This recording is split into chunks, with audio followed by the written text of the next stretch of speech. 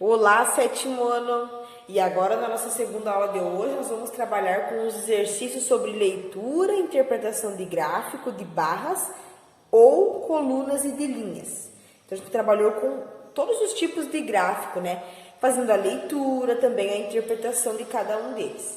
E nessa aula, nós vamos trabalhar aí com a leitura de interpretação de gráficos de barra, coluna ou de linhas, né?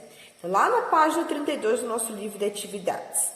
Na questão 12, fala o seguinte: a Copa do Brasil é uma das maiores competições de futebol do nosso país.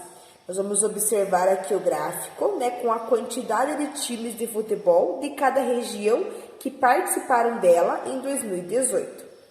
Então, olha só, aqui nós temos a quantidade de times e aqui no eixo horizontal nós temos aí a região. Então, sul, norte, nordeste, centro-oeste e sudeste. E aí, na questão A, é para a gente completar a tabela com a quantidade de times de cada região do Brasil. Então, nós vamos ver aqui, ó. No sul, são 18. Aí, no norte, é quanto? Olha, tá passando um pouquinho do 10, então é 11. Aí, depois, no nordeste. Então, no nordeste, que nós vimos que ele passa do 24, está entre o 24 e o 26, então é 25. Aí aqui no centro-oeste, então olha só, ele passa do 26 e está no meio do 26 e do 28, então é igual a 27. E aí no sudeste, então no sudeste está exatamente em 12. Então são essas as quantidades que nós devemos registrar na nossa tabela. E aí na questão B, considere que foi realizado um sorteio para determinar o primeiro time e a ter um jogo transmitido a todo o Brasil pela TV aberta. Vamos completar essa tabela com a probabilidade de o time sorteado ser de cada uma das regiões. Então, primeiro de tudo, eu preciso saber qual que é o total de times. E aí, se eu for somar lá 18, mais 11, mais 25, mais 27, mais 12, eu vou ter 93, né? Esses números são o resultado da tabela que a gente fez na questão A. Então, o total de times são 93. Então, para o sul, então, olha, no sul são 18. Então, meu número favorável é 18 e um total de 93. Fazendo a divisão, eu vou ter 0,19. Então, é 19%. Norte, meu número favorável é 11, porque tem 11.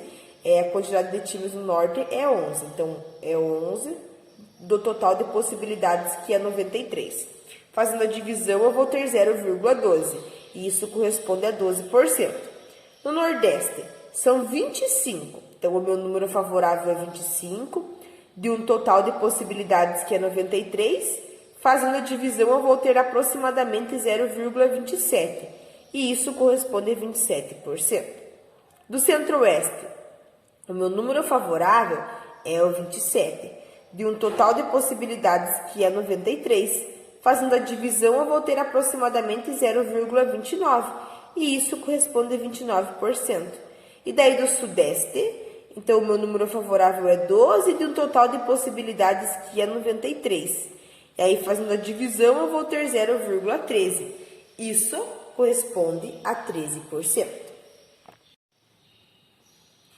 No exercício 13, Francisco foi a cestinha de um campeonato de basquete entre os times da escola da cidade em que mora. Aqui nós vamos observar o gráfico que tem a evolução dos pontos marcados por ele nos 6 jogos desse campeonato. Então, olha aqui, nós temos o primeiro, o segundo, o terceiro, o quarto, o quinto e o sexto. E aqui nós temos os pontos aí que ele conseguiu, né? E o título desse gráfico é Pontuação de Francisco nos Jogos. E aí, na questão A, em quais dos jogos o desempenho de Francisco apresentou a maior queda? Então, aonde foi que ele teve a maior queda de pontos? Então, nós vemos aqui que é entre o quarto e o quinto jogo, porque olha o tamanho da queda que ele teve. De 40 pontos, ele foi para 12, né? Então, ele só tinha uma queda antes aqui no início e foi bem menor. Então, a maior queda foi entre o quarto e o quinto jogo. Questão B. De quantos por cento foi essa queda? Então, nós vemos que lá no quarto jogo ele tinha feito 40 pontos. No quinto jogo, ele foi para 12. Então, 40 menos 12 é igual a 28. E aí, o meu número favorável aqui é 28, né? De um total de 40 pontos. Então, 28 dividido por 40 é igual a 0,7. Então, quer dizer que corresponde a 70%. Essa foi a porcentagem da queda aí do Francisco.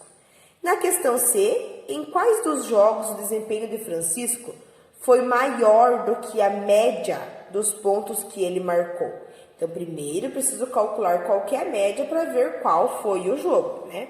Então, fazendo a soma lá. Então, no primeiro jogo foi 36 pontos, no segundo foi 20, no terceiro foi 26 pontos, no quarto foi 40 pontos, no quinto foi 12 pontos e no sexto jogo 20 pontos.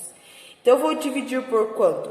Eu vou dividir por 6, porque é o primeiro, segundo, terceiro, quarto, quinto e o sexto jogo. Então, por isso eu vou dividir por 6.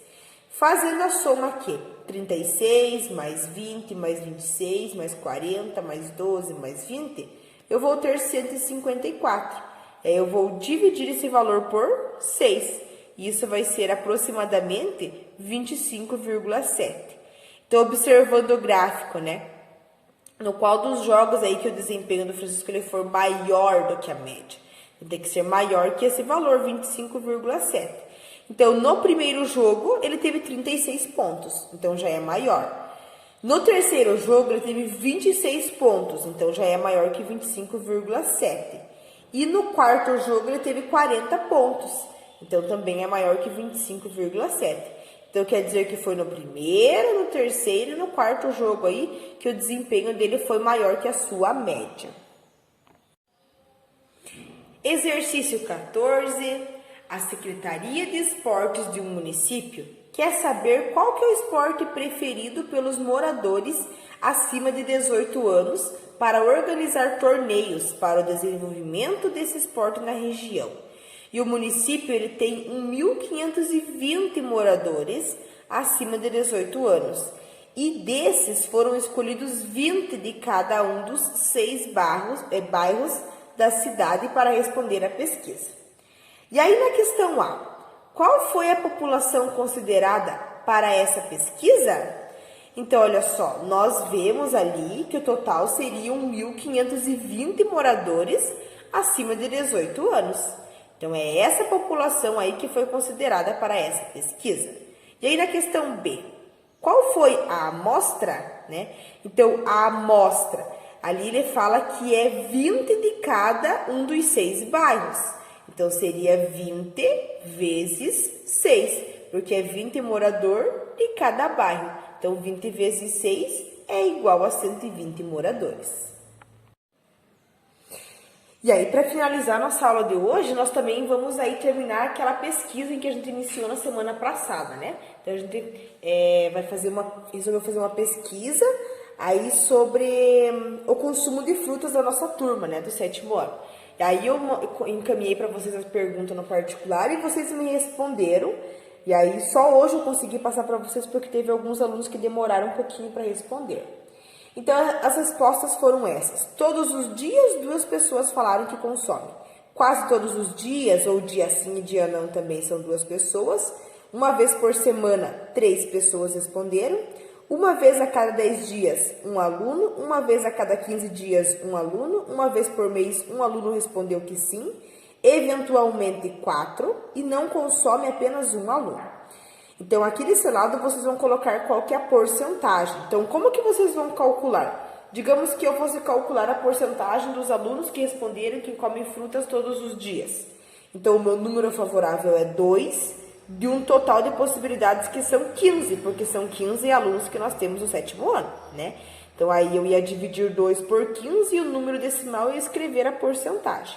Então, é isso que vocês vão fazer em todos aqui essas questões. E aí, depois, na questão C e D, vocês vão responder, né? Vão usar esses dados aqui para construir um gráfico de barras. Vão colocar o título também. E aí, na questão D, vocês vão escrever um pequeno texto aí com o objetivo de comunicar os resultados obtidos aí à sua turma, tá? E aí vocês vão ver ali mencionando se eles contemplem os resultados da pesquisa da OMS, que a gente viu também nessa página 58, ok? Qualquer dúvida eu estou à disposição.